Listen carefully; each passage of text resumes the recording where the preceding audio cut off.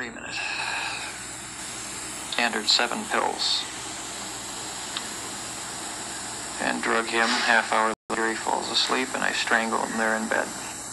You know, I mean, people can say, well, it was family pressures or it was outside forces or it was mental disease, but the fact is that I'm the one that did it, not just once, but time after time. Very self-destructive life. It just didn't seem like my parents really liked each other too much. Arguments, fighting, it just made me feel on edge, unsure of the solidity of the family. I know she was in a hospital for about a month. A mental, ward. And Dad was busy working. I decided early I wasn't ever going to get married, because I wouldn't want to go through anything like that. Maybe I started shutting down to save myself the pain of what was going on. It was effective. It worked. Ever since then, I've never been a real emotional person. This beagle that got hit. Wanted to see what the insides looked like, so just cut it open. It was already dead. And wanted to do, I guess, something shocking with it. So I took it and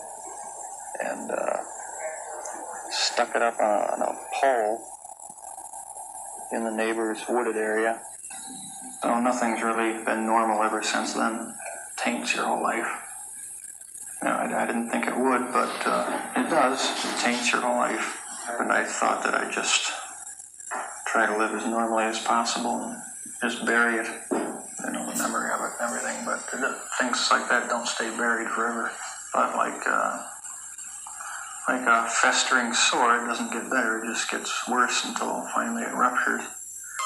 I was drinking at the 219 bar. It's a gay bar downtown on Water Street.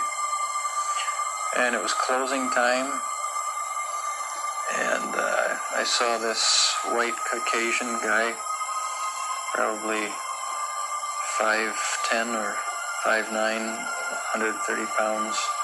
Looked attractive to me, so I asked him whether he wanted to go back to the hotel with me.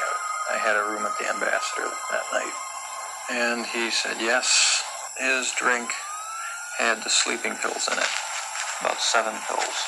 The next morning I woke up and he was lying there on the bed, dead. His chest area had been crushed. So apparently sometime during the night I had been beating him on the chest with my both fists, because my fists were bruised. I have no memory of doing it, just remember waking up, laying on top of him, and the complete shock. Couldn't believe it. And so in the afternoon I decided I'd get a suitcase, a large suitcase with wheels on the bottom. Put him in the cab and drove home to Grandma's residence. The following Sunday, my grandma went to church, and I took the body out.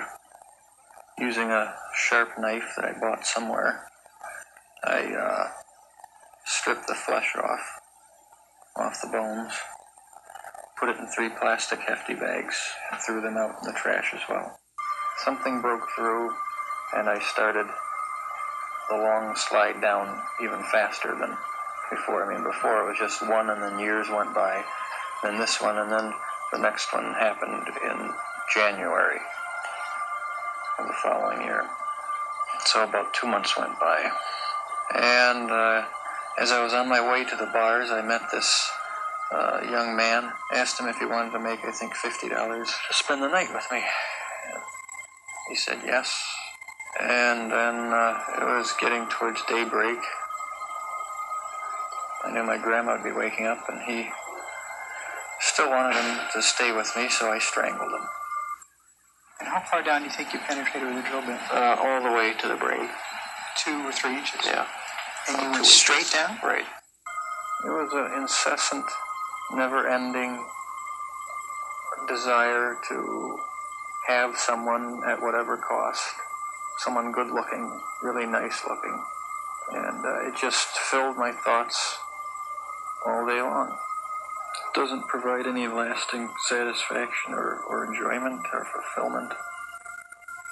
For some reason, I just kept doing it. I mean, I knew my job was in jeopardy. All I would have had to do was just stop for several months at a time and space it out instead of... But it didn't happen that way. I just was driven to do it more frequently and more frequently. Couldn't control it anymore.